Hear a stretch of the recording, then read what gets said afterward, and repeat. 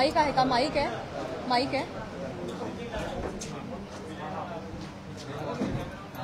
नाही, इथल्या इथे ऐकू जायला माईक आहे. हा आहे. हातात मध्ये घ्या. आवाज करू मध्ये ठेवू.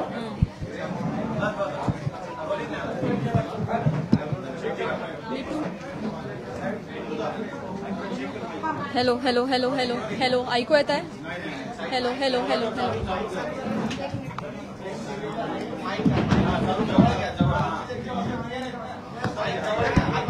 हॅलो, आता थोडा वेळ घेऊन खायचा.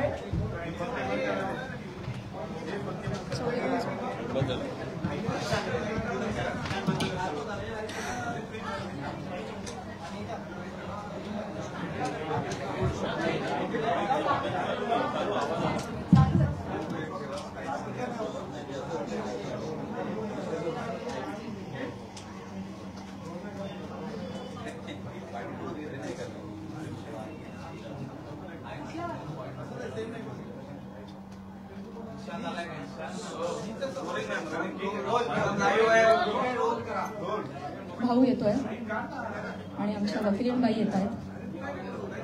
त्यांची वाट बघायची आहे का सुरू करायचं?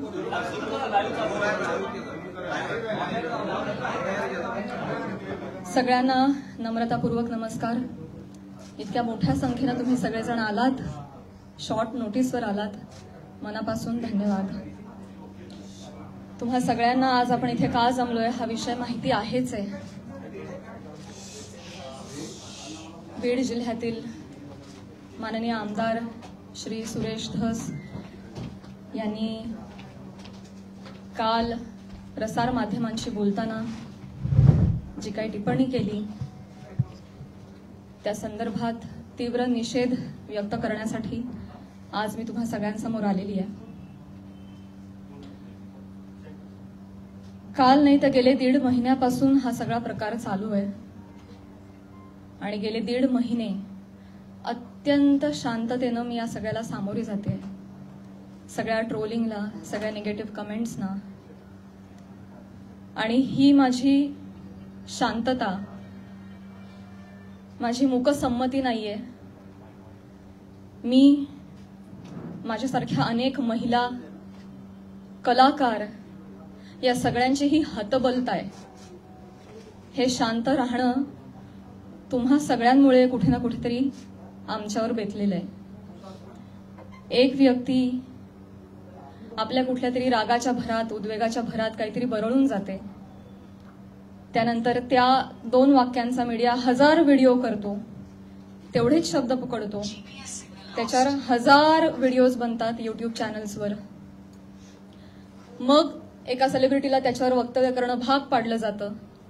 मग ती बोलते, मग परत पहिल्या व्यक्तीला वाटतं आता आपण बोललंच पाहिजे, मग ती परत व्यक्ती बोलते, मग आता परत बोलणं क्रमप्राप्त होतं कारण आता नाही बोलली का, गप्प बसली का, मागे हटली, मग ही परत व्यक्ती बोलते. ही चिखलफेक चालू राहते, महिलांची अब्रू निघत राहते आणि सगळ्यांचं मनोरंजन होतं. हे होऊ नये, सगळ्या समाज माध्यमांसमोर ही चिखलफेक होऊ नये म्हणून मी यात पडले नाही. मी शांत बसणं हा पर्याय स्वीकारला. या गटारात मी दगड टाकणं योग्य समजलं नाही. ऑल्सो मला असं वाटलं की हा विषय इतका खोटा आहे, ही गोष्ट इतकी धादांत खोटी आहे, त्याला काही बेस नाही. एका सांस्कृतिक कार्यक्रमामध्ये सत्कार स्वीकारताना काढला गेलेला एक फोटो, ती आमची एकमेव भेट, धन्यवाद, हा एकमेव संभाषण, एक शब्द, याच्यावरून एवढी आवई उठावी, त्याला मी का प्रत्युत्तर देऊ? जेव्हा त्या गोष्टीवर मी भाष्य करते, 10 लोकांपर्यंतची गोष्टी 1000 लोकांपर्यंत पोहोचतात. ती जर गोष्ट खोटीच असेल तर ती किती काळ टिकणार, त्या गोष्टीला आपण किती महत्व द्यायचं? म्हणून मी त्या गोष्टीकडे दुर्लक्ष केलं. शांत बसणं मी योग्य समजलं आणि याला भरपूर साथ होती ती मी ज्या व्यक्तींबरोबर काम करते, ज्या संचाबरोबर काम करते, माझं कुटुंब, माझा मित्रपरिवार, सगळे आप्तेष्ट, महाराष्ट्रातली जनता, प्रेक्षक ज्यांचं प्रेम आहे माझ्यावर. कोणीही माझ्यावर एका शब्दानेही कधी शंकेच्या दृष्टिकोनातून पाहिलं नाही, कधीही मला विचारलं देखील नाही. प्रत्येक जण भेटला त्यावेळी हे म्हणाला, प्राजक्ता योग्य करतेस, शांत राहा, धीरानं सामोरी जा. या अशा आवया उठतात आणि निघून जातात, सरपास होतात, तू शांत राहा, धीरानं सामोरी जा. ह्या सगळ्यांचा माझ्यावरचा विश्वास नाही. मी आधी पूर्ण करेन माझं सगळं. माईक मध्ये सर्व इको होतो, त्याच्यामुळे तुम्ही फक्त माईक तुम्ही बोला. Sorry for interrupt.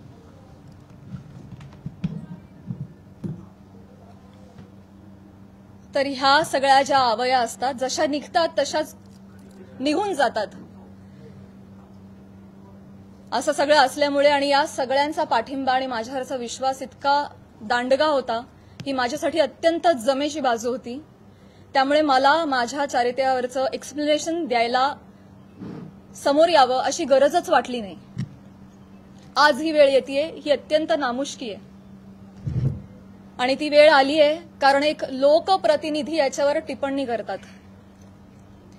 एखादी रुमर आहे, रुमरचंही खरं त्याला स्थान नाहीये, पण एखादी असंच उठलेलं वावटळाविषयी जेव्हा लोकप्रतिनिधी, जे लोक ज्यांना आपण जनतेनं निवडून दिलंय, आपले प्रश्न विधिमंडळात जाऊन त्यांनी आपले प्रश्न मांडावेत, आपल्यासाठी न्याय मागावा, आपल्या हक्कांचं रक्षण करावं, आपलं रक्षण करावं, अशी ज्यांच्याकडून आपली अपेक्षा आहे, अशी मंडळी जेव्हा आपल्यावर चिखल फेक करतात तेव्हा ही गोष्ट गांभीर्यानं घेण्याची वाटली मला. आणि म्हणूनच आज मी तुम्हा सगळ्यांसमोर आले. काल जर हे असं बोलले नसते तर मी तशी शांत बसले होते आणि मी याच्यावर कधी कधी भाष्य केलं नसतं. पण काल त्यांनी ते वक्तव्य केल्यामुळे मला आज तुम्हा सगळ्यांसमोर यावं लागलं. कारण जेव्हा एक लोकप्रतिनिधी असतो जो हजारो लाखोंचं नेतृत्व करतो, लाखो जनता त्यांच्या विचारांना फॉलो करते, जेव्हा ते बोलतात तेव्हा त्यांची विचारधारा लाखोंची विचारधारा होते, ते त्या गोष्टींवर कुठेतरी ठसा उमटवतात आणि खरी आहे असं भासवतात, तेव्हा मात्र ही फार गंभीर बाब होऊन जाते. माझा एक बेसिक प्रश्न आहे सुरेश धस साहेबांना. तुम्ही एक राजकारणी आहात, आम्ही एक कलाकार आहोत. तुम्ही एका दुसऱ्या राजकारणावर कुठेतरी कुरघोडी करताय, टीका करताय, तुमचं जे काय चालू आहे लखलाभ तुम्ही ते करत राहा.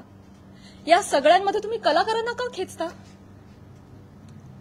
आम्हा कलाकारांचा ह्याच्यामध्ये काय संबंध? काय बीडमध्ये काहीतरी कायदा सुव्यवस्थेचा काही प्रश्न निर्माण झालेला आहे, त्याच्यावर भाष्य करत असताना कलाकारांवर गाडी का घसरते? बर, ते इव्हेंट मॅनेजमेंट विषयी काहीतरी सांगत होते की यांच्याकडून शिकावं इव्हेंट मॅनेजमेंट, मान्य. पण मग महिला कलाकारांचीच का नावं येतात? का परळीला कधीच कोणी पुरुष कलाकार गेला नाही का कार्यक्रमाला? त्यांची नावं का नाही येत? इव्हेंटमॅनचं तुम्हाला जर एक उदाहरण द्यायचं आहे तर पुरुष कलाकारांची नावं घ्या ना. महिलांची नावं घेऊन अतिशय कष्टानं ज्या महिला अतिशय छोट्या फॅमिलीमधून येऊन संघर्षमय आयुष्य जगत मोठ्या होतात आणि आपलं एक नाव कमवतात, त्यांची प्रतिमा ते असं बोलून डागाळतात. हे कितपत योग्य आहे? तुम्हाला उदाहरण द्यायचे, तुम्ही पुरुष कलाकारांची नावं द्या. पण त्यांनी तसं केलं नाही. त्यांनी त्यांच्या वैयक्तिक स्वार्थासाठी फिल्म इंडस्ट्रीमध्ये काम करणाऱ्या महिलांची नावं घेतली, त्याचा वापर केला, गैरवापर केला. त्यांनी स्वतःचा टीआरपी वाढवण्यासाठी महिलांची नावं घेतली, अतिशय कुत्सितपणे टिप्पणी केली, अतिशय कुत्सितपणे. एक कलाकार म्हणून वेगवेगळ्या शहरांमध्ये जाणं, प्रेक्षकांचं मनोरंजन करणं हे कलाकारांचं काम आहे. आणि फक्त परळी नाही, महाराष्ट्राच्या कानाकोपऱ्यात जाऊन मी याही आधी कार्यक्रम केलेले आणि यापुढेही करत राहणार, आणि सगळेच कलाकार करतात. याआधीही हजारो नेत्यांबरोबर, प्रतिथयश क्षेत्रातल्या सगळ्या मान्यवरांबरोबर फोटो आहेत. मग तो फोटोचा रेफरन्स उचलून तुम्ही कोणाही बरोबर असं नाव जोडून टाकणार का? हे एक महिला म्हणून, महिला कलाकार म्हणून मला अतिशय ही बाब निंदनीय वाटते. महाराष्ट्रातल्या राजकारण्यांना हे कृत्य शोभत नाही. बरं, ते जे बोललेत ते इतकं कुत्सित आहे. अच्छा, त्या पण येतात का परळीला? अच्छा अच्छा. कोणाला जर नवा चित्रपट वगैरे करायचा असेल तर परळी पॅटर्न अवलंबावा. त्यांचा जे काय जवळचा पत्ता वगैरे काय म्हणायचंय काय तुम्हाला? तुम्ही फक्त महिला कलाकारांच्या चारित्र्यावर शिंतोडे नाही उडवत आहात, महिलांच्या कर्तृत्वावर सुद्धा तुम्ही प्रश्नचिन्ह उपस्थित करताय का? कुठल्याही पुरुषाच्या किंवा राजकारण्याच्या कुबड्यांशिवाय एखादी महिला स्वकर्तृत्वावर यशस्वी होऊ शकत नाही का? कष्टांनी आणि मेहनतीनं एखादा माणूस मोठा होतो, याच्यावर तुमचा विश्वास का नाही बसत? ही अशी टिप्पणी करून तुम्ही माझी नाही, आम्हा महिलांची नाही, स्वतःची मानसिकता दाखवताय असं मला वाटतं, आणि ही अतिशय खेदजनक बाब आहे. मला पाणी आणि टिश्यू द्या.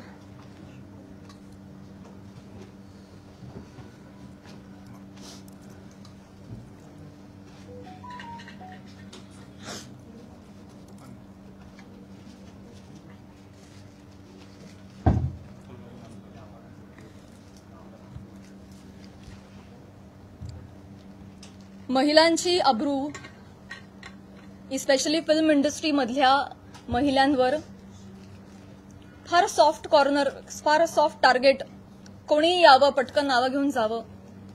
तुम्ही तुमच्या राजकारणासाठी, मी विनंती करते, तुमच्या वैयक्तिक राजकारणासाठी तुम्ही फिल्म क्षेत्रामधल्या महिलांच्या नावाचा गैरवापर करणं बंद करावं अशी मी त्यांना विनंती करते. आणि ज्या कुत्सितपणे त्यांनी टिप्पणी केली आहे, या सगळ्या गोष्टीचा प्रसार माध्यमांसमोर हशा पिकवण्यासाठी त्यांनी उपयोग केलेला आहे. हे वागणं महाराष्ट्रातल्या राजकारण्यांना शोभत नाही. ही अतिशय निंदनीय बाब आहे. आणि म्हणूनच ज्या कुत्सितपणे त्यांनी टिप्पणी केली आहे आणि हशा पिकवलाय, प्रसार माध्यमांसमोर कसं बोलावं, काय बोलावं, याचं ज्यांना भान नाहीये त्यांना मी विनंती करते की त्यांनी तितक्याच विनम्रतेनं माझी जाहीर माफी मागावी. आणि फक्त माझीच नाही, माझ्याबरोबर अनेक महिलांचा त्यांनी चुकीचं नाव घेऊन उल्लेख केलेला आहे. आणि या गोष्टीचा एक उपयोग करून मी त्यांना हेही सांगू इच्छिते की अशा पद्धतीनं कुठल्याही राजकीय गोष्टीसाठी फिल्म इंडस्ट्रीमधल्या महिलांच्या नावाचा गैरउपयोग होता कामा नये. पुढे जाऊन मी हेही सांगू इच्छिते, मी आज महिला आयोगाकडे तक्रार केलेली आहे. फोन सायलेंट करा. महिला आयोगाकडे दुपारी तक्रार नोंदवलेली आहे. मी त्यांनाही रिक्वेस्ट केलेली आहे की कायद्याच्या चौकटीत राहून तुम्ही याच्यावर योग्य ती कारवाई करावी. मी देखील कायदेशीर कारवाई करत राहीन. याचबरोबर माननीय मुख्यमंत्री साहेब, उपमुख्यमंत्री साहेब यांना देखील मी विनंती करते, काय या दोन व्यक्ती एक दोन वाक्य बोलून गेल्या, पण प्रसार माध्यम तेवढीच दोन वाक्य घेऊन त्याचे 1000 व्हिडिओ बनवतात, इतके वाईट मथळे देतात, हेडलाईन्स देतात. समोरच्या माणसाच्या आयुष्यात तुमच्या या मथळ्यांमुळे एक वादळ येऊ शकतं, त्यांच्या करिअरवर परिणाम होऊ शकतो, त्यांची प्रतिमा डागाळली जाऊ शकते, त्यांचं करिअर बर्बाद होऊ शकतं, ते डिप्रेस होऊ शकतात, ते आत्महत्या करू शकतात. तुम्हाला काळजी वाटत नाही या गोष्टीची? आपण आपला टीआरपी वाढवण्यासाठी, आपण आपला एक सेट टार्गेट अचीव्ह करण्यासाठी कुठल्या थराला जाऊन बातमी करतो, त्याचं किती वेगवेगळ्या पद्धतीनं. आता फॉर एन एक्झाम्पल, कालच मी बातमी वाचली आणि ती इतकी हर्टफुल होती. बीडमधील हत्या प्रकरणात आता प्राजक्ता माळींचंही नाव जोडलं जातंय. काय संबंध, काय दोन गोष्टींचा? आपण काय हेडलाईन्स करतो त्याचा समोरच्या माणसावर. ही माझी आई रात्रभर झोपली नाही, 1.5 महिना, मला वाटत नाही तिला शांत झोप लागली असेल. एक कमेंट नाही जी यांनी वाचली नाही. हा माझा भाऊ, यांनी सोशल मीडिया बंद करून टाकला, सगळे अकाउंट्स डिलीट केले. आज हा प्रसंग फक्त माझ्याशी निगडीत राहिलेला नाहीये, हा माझ्या कुटुंबावर त्याचा परिणाम होतोय आणि अत्यंत वाईट परिणाम होतोय. समाजामध्ये अशा पद्धतीनं प्रतिमा डागाळली जाणं एका मुलीची, आणि स्पेशली फिल्म क्षेत्रामध्ये काम करणाऱ्या मुलीची, ह्याला तोंड देणं अजिबात सोपी गोष्ट नाहीये. तुम्ही सगळेजण हे समजू शकता. तर तुम्हा सगळ्यांना ही विनंती आणि माननीय मुख्यमंत्री साहेबांना ही विनंती की त्यांनी याबाबत काहीतरी ठोस कारवाई करावी.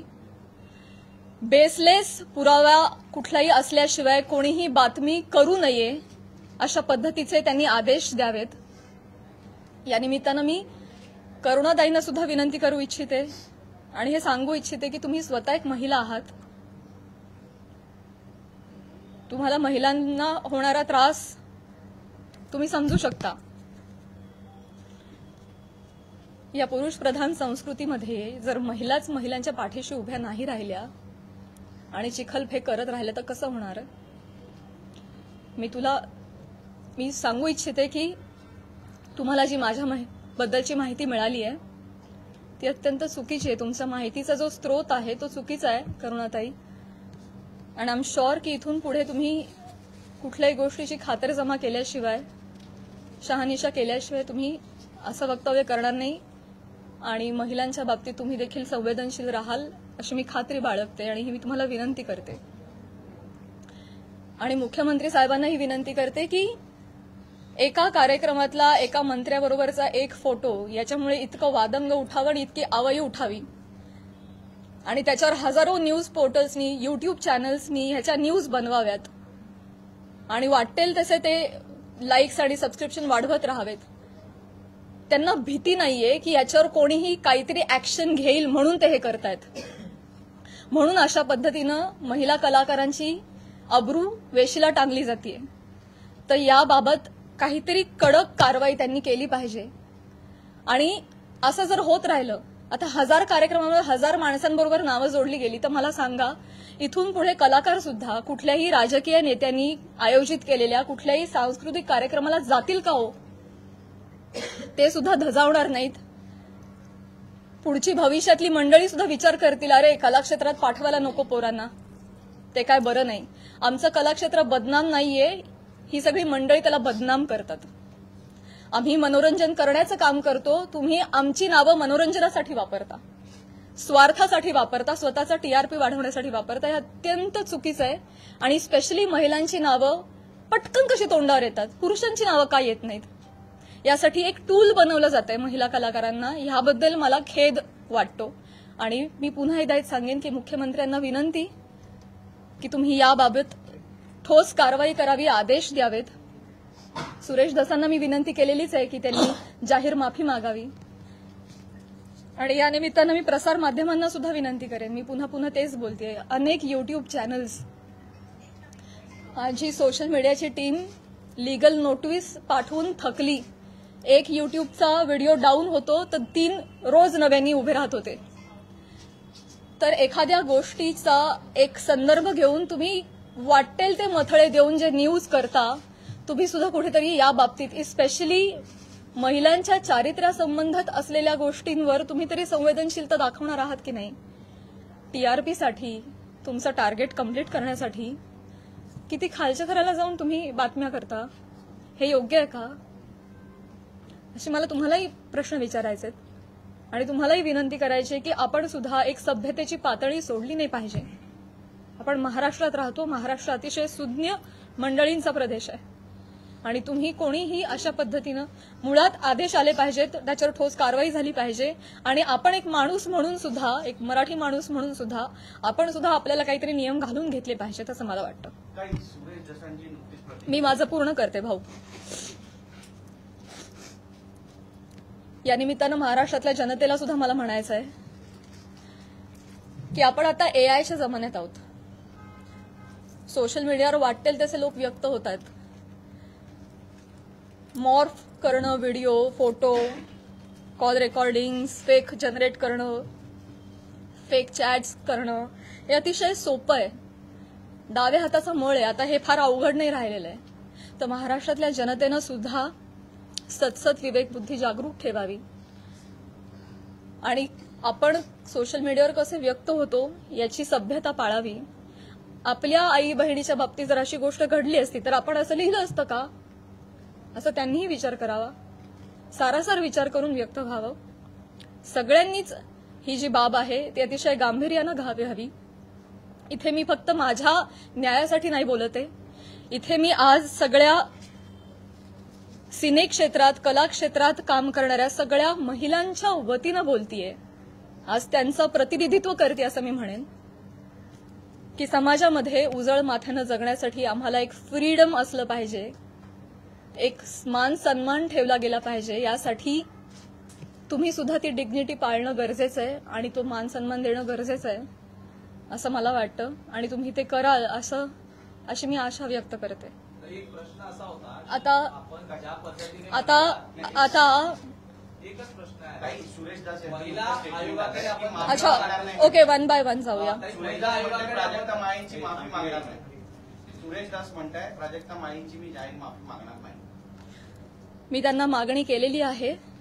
त्यांनी ज्या कुत्सितपणे हशा पिकवण्यासाठी हा मुद्दा उचललाय ज्याला काही बेस नाही, तर मी मागणी केलेली आहे आणि मला खात्री आहे की माननीय मुख्यमंत्री साहेब, माननीय उपमुख्यमंत्री साहेब, महिला आयोग याच्यावर कठोर कारवाई करतील आणि योग्य ती गोष्ट घडवून आणतील. महिला आयोगाकडे आपण तक्रार दाखल केलेली आहे. आपण कायदेशीर पाऊल म्हणजे पोलीस स्टेशनमध्ये जाऊन धस यांच्या विरोधात काही तक्रार दाखल करणार आहात का?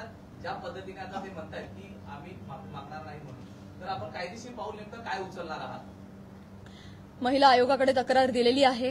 आज किंवा उद्या मुख्यमंत्री साहेबांची भेट मला मिळणार आहे. त्यांना समक्ष जाऊन मी पत्र देणार आहे. उपमुख्यमंत्री साहेबांना जाऊन भेटणार आहे. त्यांना देखील समक्ष जाऊन पत्र देणार आहे, निवेदन करणार आहे. आणि जर गोष्ट काही घडली नाही आणि ही देखील महिला म्हणून हलक्यात घेतली तर डेफिनेटली माझ्या वकिलांमार्फत मी योग्य ती कारवाई करेन.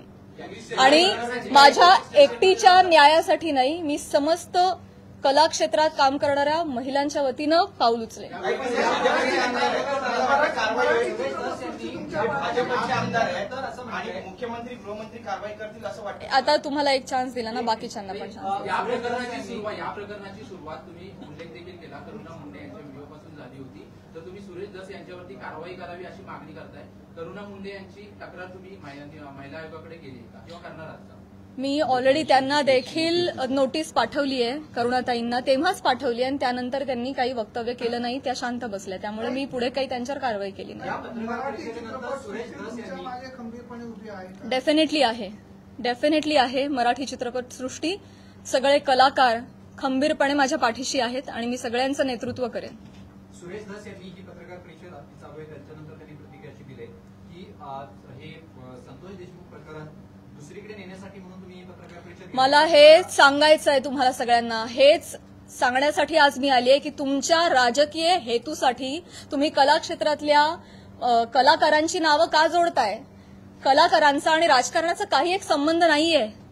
तुम्ही जर कालच्या त्या भाषणामध्ये आमचं नाव घेतलं नसतं तर आज मी तुमच्यासमोर इथे नसते. मी आज माझ्या ज्योतिर्लिंग यात्राला असते. त्यांनी नाव घेतल्यामुळे आज मला इथे बसावं लागतंय. त्यांनी सुरू केली ही गोष्ट. त्यामुळे तुम्ही असा अर्थ जोडू नका, ही तुम्हालाही विनंती. आणि मुळात राजकारणाचा आणि कलाकारांचा काही संबंध नाही. तुम्ही तो ओढून आणू नका. स्पेशली महिला कलाकारांना तुम्ही इथे त्यांच्या प्रतिमा डागाळू नका. येस, हो, इथे मुलगी बोलतीये. या सगळ्या चिखलफेकमुळे कुठेतरी कलाकार कोणत्याही गोष्टीवर भूमिका घेताना म्हणजे काचकूच करतात असं वाटतं का? भीती वाटते ना, कारण प्रसार माध्यमं त्याला चुकीची प्रसिद्धी देतात. मग यामुळेच पुढे कधी म्हणूनच मुख्यमंत्र्यांना मी विनंती करणार आहे की जर कुठलाही पुरावा नसेल तर प्रसार माध्यमांनी, स्पेशली युट्यूब चॅनल्सनी जर अशा काही बातम्या केल्या तर त्यांच्यावर कठोर कारवाई करावी. इनफॅक्ट तशा पद्धतीचे निर्देश त्यांनी आत्ताच जारी करावेत. सुरेश धसांनी फक्त माफी मागावी एवढंच तुमची मागणी आहे की कारण जरी त्यांनी माफी मागितली तरी त्यांच्यावर कारवाई करण्यात येईल अशी? मला आहे ना प्रॉब्लेम एक दोन व्यक्तींनी बोलण्याचा नाहीये. या मला प्रवृत्तीचा त्रास आहे. हा प्रघात पडता कामा नाहीये की कोणीतरी काहीतरी फार कष्टाने नाव कमवतो, कोणीतरी एक काहीतरी येऊन बोलून जातं आणि अख्खी इमेज डागाळते. स्पेशली महिलांच्या बाबतीत मी पुन्हा तेच म्हणेन की नाव घेताना त्यांनी 3 महिलांचं का नाव घेतलं? पुरुष कलाकार गेलेच नाहीत का हो परळला कधी कार्यक्रमाला? मी जेव्हा गेले होते कार्यक्रमाला तेव्हा माझ्याबरोबर सुद्धा प्रसाद खांडेकर, गौरव मोरे ही मंडळी होती. अमीर हडकर, आमचे सगळे कलाकार होते. त्यांची नाही नावं आली. त्यामुळे स्त्री कलाकारांना याच्यामध्ये गोवू नये. राजकारण्यांनी स्वतःच्या स्वार्थापायी टीआरपी त्यांच्या अशा पद्धतीनं वाढवू नये आणि गैरवापर करू नये. हिंदी असो किंवा मराठी राजकीय नेते मुख्यतः कलाकारांना टार्गेट करतात. हे हेतुपुरस्सर किंवा जाणीवपूर्वक वक्तव्य केल्यानंतर त्यांना प्रसिद्धी मिळते. मला हे माहिती नाही काही देण्यासाठी असं वक्तव्य होतं असं वाटतंय का? आणि याचा पाठपुरावा म्हणून तुम्ही कलाकारांची काही संघटना बांधणार का किंवा त्याला एकत्र आणणार का आगामी काळात? मला हेच म्हणायचं आहे की ते काहीतरी बोलून जातात, एक काहीतरी वल्गना करून जातात. खरं तर त्यांनी अशा पद्धतीच्या वल्गना हाणून पाडल्या पाहिजेत एक लोकप्रतिनिधी म्हणून, पण ते त्याला हवा देतायत ही गोष्ट चुकीची आहे. पण त्यांना जेव्हा कळेल पुढे जाऊन की त्यांच्या एका वक्तव्याचे 1000 वेगळ्या पोर्टल्सनी 1000 न्यूज केल्यात, हे त्यांना कळल्यानंतर खरं तर तेही करणार नाहीत, करुणाताई बोलणार नाहीत.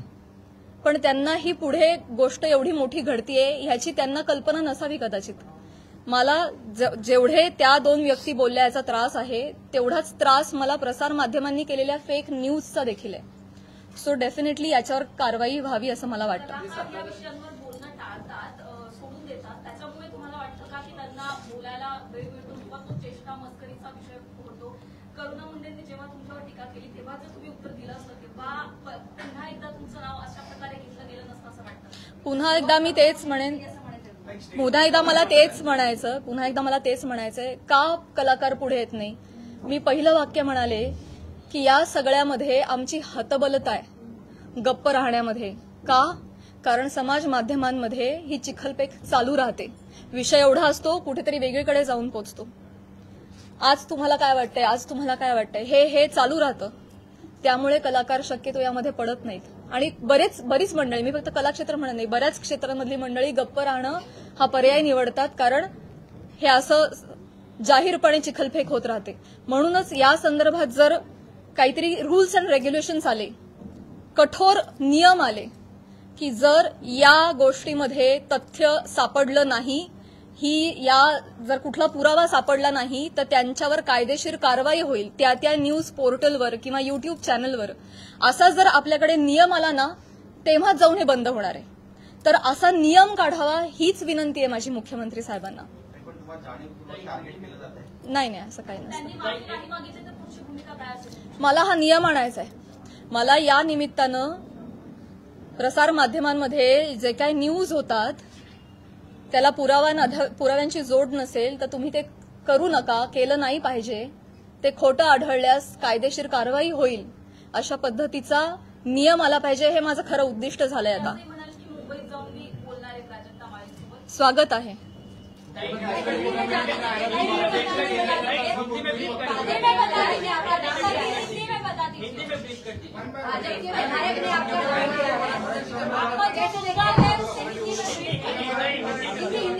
ओके, एका पत्रकाराला एकच देते. एका पत्रकाराला 4 वेळा संधी नाही मिळू शकणार.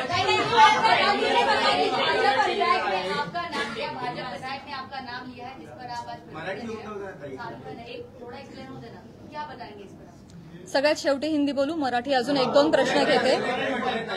सगळ्यात तुम्ही एक प्रश्न विचारला ना? नक्की विचारला नाही. त्यांनी असं देखील म्हटलंय की मी असं कोणतंही ऑब्जेक्शन घेण्यासारखं वक्तव्य बोललेलो नाही आणि माझ्यासाठी प्राजक्ता माळी हा विषय संपलेला आहे असं देखील वक्तव्य केलेलं आहे. काय सांगा? मी ते बघितलं नाही, परंतु अच्छा त्या पण आल्या का, येतात का परळीला? अहो परळीला नाही, सबंध महाराष्ट्रात फिरतो आम्ही, देशाबाहेरही कार्यक्रमाला जातो. परळी पॅटर्न, जवळचा पत्ता, तुम्हाला जर चित्रपट बनवायचा असेल तर परळी पॅटर्न म्हणजे म्हणायचं काय? हे डेफिनेटली अतिशय निंदनीय वाक्य आहेत, अतिशय डिरोगेटरी आहेत. या मागचा सूचित अर्थ कळू नये इतका महाराष्ट्र आणि मी दुधखुळी नाहीये. त्यांना जे आडून बोलायचं होतं हे सगळ्यांना कळतंय. त्यामुळे परळीला येतात म्हणजे मी काहीच बोलू नये असं नसतं. नुसतं ताई म्हणून काही होत नाही. त्याच्या अवतीभवती तुम्ही जे हातवारे करता, तुमचे जे हावभाव असतात, एका महिलेचं चारित्र्य एवढ्या रिॲक्शननी सुद्धा डागाळू शकतं. समाज माध्यमांसमोर, प्रसार माध्यमांसमोर हशा पिकवण्यासाठी त्यांनी हा मुद्दा वापरलाय. तो डेफिनेटली अतिशय निंदनीय आहे, अतिशय खालच्या पातळीचा आहे आणि तो चुकीचा आहे, याचा मी निषेध करते.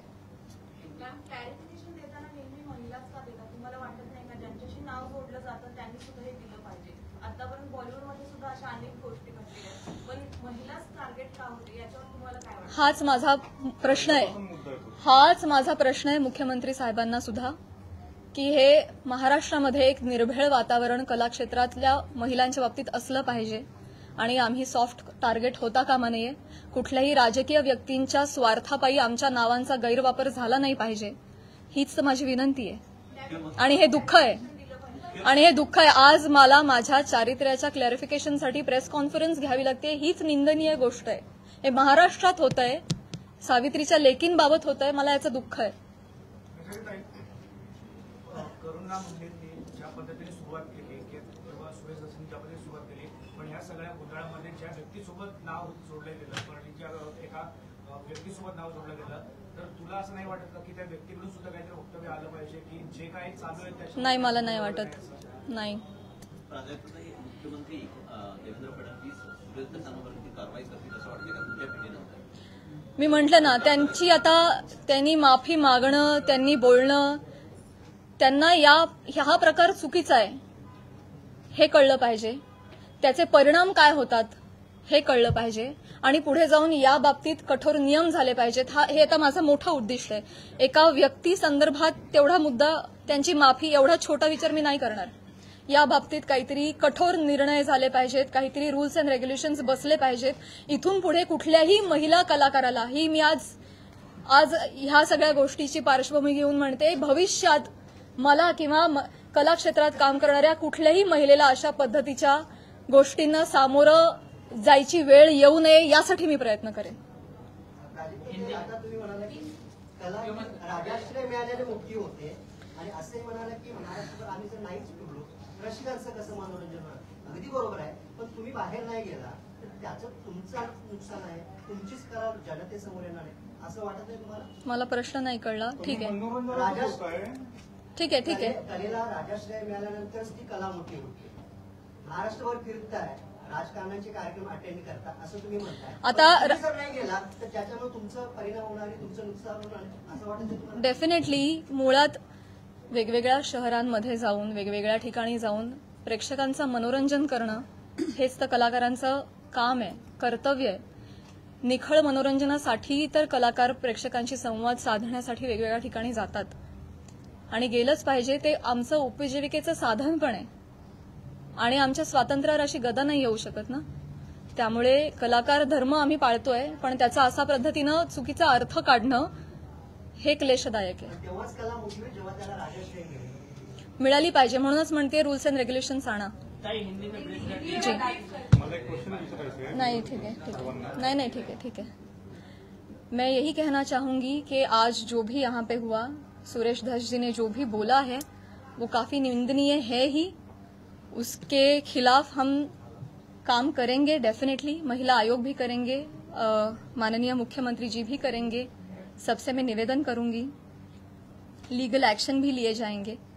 लेकिन इसके परे जाके मैं ये रिक्वेस्ट करना चाहूंगी गवर्नमेंट से कि जो भी एक दो व्यक्ति कुछ बोल जाते हैं, उसके बाद जो हजारों न्यूज चैनल्स, यूट्यूब चैनल्स जो ब्रेकिंग न्यूज बनाते हैं और फेक न्यूज बनाते हैं विदाउट एनी स्ट्रॉन्ग प्रूफ्स, उसके खिलाफ कुछ स्ट्रॉन्ग एक्शन ली जाए, उस पे कुछ रूल्स एंड रेगुलेशंस बनाए जाए. तब जाके ये सही मामले में एक व्यक्ति किसी को सॉरी बोल देता है और मामला खत्म हो जाता है. इतना छोटा ये नहीं होना चाहिए. इसके परे जाके हमारी गवर्नमेंट ने महिलाओं के हित के लिए उनके अगेंस्ट जो ये फेक न्यूज बनती है उसके खिलाफ उन्होंने कठोर रूल्स एंड रेगुलेशंस बनाने चाहिए. ये मेरी उनसे रिक्वेस्ट है. आपकी इस मामले में सीएम और डीसीएम किसी से बात हुई है? जी, आज सुबह मैंने उनका टाइम लेने के लिए फोन किया था और हमारी बात भी हुई. जी, और उन्होंने भी ये बोला कि ये नॉनसेंस मैं भी बिल्कुल टॉलरेट नहीं करूंगा और मैं आपको प्रेस कॉन्फ्रेंस लेने से नहीं रोकूंगा. आप प्लीज जाइए, प्रेस कॉन्फ्रेंस लीजिए. मैंने ऑलरेडी धस जी से बात की है और ये नॉनसेंस हम कोई भी टॉलरेट नहीं करेगा और मैं आमने सामने जाके भी उनसे ये बात करूंगी. कार्रवाई करने का उन्होंने कोई आश्वासन दिया है सीएम? मैं बोलूंगी कि कार्रवाई क्या होता है. एक व्यक्ति सॉरी बोल के निकल गया, इतना छोटा ये नहीं होना चाहिए. ये आगे जाके हो ही नहीं, इसलिए कुछ कार्रवाई होनी चाहिए.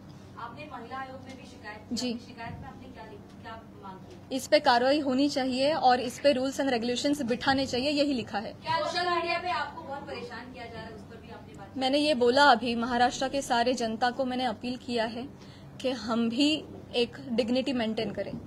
क्या लगता है प्राजक्ता जी आपको क्यों टारगेट किया जा रहा है? कुछ टारगेट नहीं किया जा रहा, ठीक है। सुरेश दत्त कह रहे हैं कि वो माफी नहीं मांगेंगे, इस पर आप क्या कहते हैं? मैंने बोला, सिर्फ माफी की मैंने बोला। जय हिंद, जय महाराष्ट्र।